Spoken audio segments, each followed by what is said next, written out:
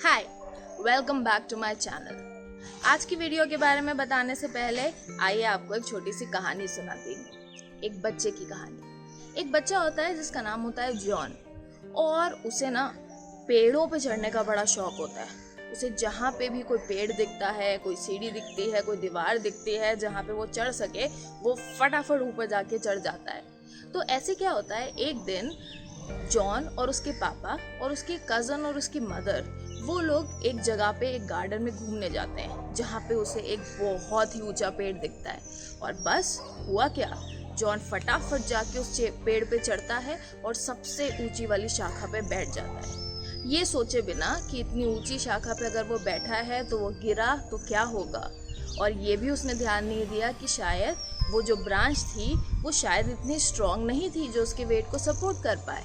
लेकिन उसकी देखा देखी उसकी कज़न होती है टैमी, वो भी जाकर उस पेड़ पे चढ़ जाती है, लेकिन थोड़ी सी नीचे वाली ब्रांच पे। तो क्या होता है, अचानक से जॉन के पापा और टैमी की मम्मी एक ही वक्त पे अपने बच्चों को देखते हैं एंड वो रियलाइज करते हैं कि एक बहुत तेज हवा का झोंका आने वाला है। एंड जॉन के पापा जोर से चिल्लाते हैं, John just hold on to it, पकड़े रहना। एंड वो उस नो मैटर कि वो ब्रांच थोड़ी सी वीक भी थी, उसे पकड़े रहता है। एंड अचानक क्या होता है, वो देखता है कि बहुत जोर से उसके कज़न की चिल्लाने की आवाज़ आती है और वो ज़मीन पर गिरी होती है, उसे चोट लगी होती है। जल्दी से दोनों ही पेरेंट्स भागकर आते हैं, जॉन नीचे उतर के आता है एंड देन वो समझने की कोशिश करते हैं कि टैमी तो एक मजबूत ब्रांच पे थी और जॉन एक थोड़ी सी वीक ब्रांच पे बैठा था, फिर भी टैमी गिरी। ऐसा क्यों हुआ? ऐसा इसलिए हुआ क्योंकि टैमी की मदर उसी वक्त चिल्लाई थी जब वो हवा का झोंका आया था, गिरना मत, डोंट फॉल टैमी। कुछ डिफरेंस समझ आ रहा है? पकड़े रहना और गिरना मत। Words, yes, that's the beauty of words. हमारा जो ब्रेन है ना दोस्तों, ये बहुत ही यूनिक वे में वर्क करता है। जब उस 9 साल की उम्र की टैमी को उसकी मम्मी ने चिल्लाया कि गिरना मत, तो उसका ब्रेन एकदम से वो नेगेटिव इंस्ट्रक्शन को एग्जीक्यूट या अंडरस्टैंड नहीं कर पाया, क्योंकि उसके लिए, उस 9 साल के बच्चे के ब्रेन के लिए पहले एक इमेज ये अपने दिमाग में बनानी पड़ी कि टैमी को गिरना है, और उसके बाद उसे ब्रेन को खुद को बताना था कि उसे ऐसा नहीं करना है। एंड इसी वजह से शी फेल, वो गिर गई। ऑन द अदर हैंड अगर हम देखें तो जॉन के पापा ने क्या कहा? जॉन के पापा ने कहा कि पकड़े रहो, एंड दैट इज इट। उसके ब्रेन ने उस इंस्ट्रक्शन को प्रॉपरली समझा और उसे फॉलो किया और वो नहीं गिरा। आइए आज की वीडियो को शुरू करते हैं, जिसका नाम है change your words, change your world. Yes, सुनने में बड़ा ही अजीब लग रहा है ना?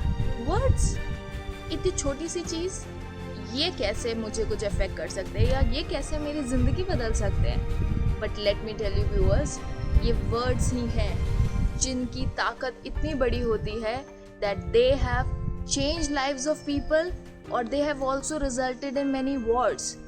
हमें ये समझना होगा कि जो वर्ड्स हम बोलते हैं दैट इज़ एग्जैक्टली जो हमारी लाइफ बन जाती है। हम किसी भी चीज़ को, किसी भी अपने एक्सपीरियंस को जिस तरीके के शब्दों से डिस्क्राइब करते हैं, हम एक्चुअली उस इंसिडेंट को उसी तरीके से एक्सपीरियंस करने लगते हैं और उसे वैसे ही लिव करने लगते हैं। यू नो, मैंने इस वीडियो को बनाने के लिए एक पोलिंग की थी, जहाँ पे मैंने बहुत से लोगों के साथ एक सर्वे में कुछ क्वेश्चन शेयर किए थे। एंड यू नो, बहुत से जो लोग इस वक्त ये वीडियो देख रहे हैं उन्होंने भी इन सवालों का जवाब दिया था, जिसमें मैंने उनसे सबसे पहला सवाल ये पूछा था कि what are some of the emotions that you experience throughout the week. सबसे ज़्यादा कौन कौन से ऐसे इमोशंस हैं जो आप एक वीक में on a general basis experience करते हैं? And shockingly, let me tell you, I took a survey for more than 150 people, and out of which 90% of people said hardly 4 to 5 words to explain पूरे 7 दिन में। उसमें उनके पास सिर्फ शायद 5 से 6 शब्द थे अपने एक्सपीरियंसेस को शेयर करने के लिए। And you would be shocked to know कि उन 5 से 6 शब्दों के अंदर भी 80% of the words were negative emotions. So आप खुद सोच के देखिए कि हम किन चीज़ों से, किन थॉट्स और किन वर्ड से घिरे हुए हैं, जिसकी वजह से ही हमारी लाइफ एक पर्टिकुलर डायरेक्शन में चली जाती है, या हम पॉजिटिव या नेगेटिव होते हैं। यू नो व्हाट, बहुत ही फेमस जो लाइफ कोच है, world's best life coach Tony Robinson ने इसके ऊपर बहुत सारी बातें लिखी हैं। He has come up with the concept of transformational vocabulary. किस तरीके से अगर आप अपने वर्ड्स को बदलेंगे तो आप अपनी लाइफ को बदल सकते हैं। It is very beautifully said that whatever is repeated from your mouth is repeated in your life. And let me tell you, अगला सवाल जो मैंने पूछा था वो क्या था? That was कि आप अपने किस तरीके के वर्ड्स का इस्तेमाल करते हैं पॉजिटिव इमोशंस को एक्सप्रेस करने के लिए। And the next question was कि आप किस तरीके के वर्ड्स का इस्तेमाल करते हैं अपने नेगेटिव इमोशंस को एक्सप्रेस करने के लिए। एंड रिजल्ट्स वहाँ पे भी शॉकिंग थे। You know why? Because positive emotions को एक्सप्रेस करने के लिए शायद 3 या 4 शब्द सामने आए, लेकिन नेगेटिव इमोशंस को एक्सप्रेस करने के लिए 10-12 शब्द सामने आ गए। Wow, shocking isn't it? No? Yes. And उसके बाद the last question which I asked was, कौन सा वर्ड है जो आप सोचते हैं आप बहुत ज़्यादा इस्तेमाल करते हैं? And people came up with many unique words that they use. And in fact उस फॉर्म को, उस सर्वे को भरने के बाद कई लोगों ने मुझे एक्चुअली आके बोला कि हमने ये बात रियलाइज़ करी, हम कभी नोटिस नहीं करते थे कि ये पर्टिकुलर शब्द हम इतनी बार बोलते हैं, but after answering these questions we realize that yes, this is the word जिसकी मुझे हैबिट है, और एक्चुअली इसे हम कहते हैं हैबिचुअल वोकैबुलरी। हमारा ब्रेन जो है ना बहुत ज़्यादा एक्चुअली मेहनत नहीं करना चाहता है। तो होता क्या है, हमारी लाइफ में कोई भी एक्सपीरियंस अगर हमारे सामने आता है, अच्छा या बुरा, तो हमारा ब्रेन बहुत ज़्यादा एक्सप्लोर नहीं करेगा उसके लिए एक परफेक्ट वोकैबुलरी वर्ड सोचने के लिए।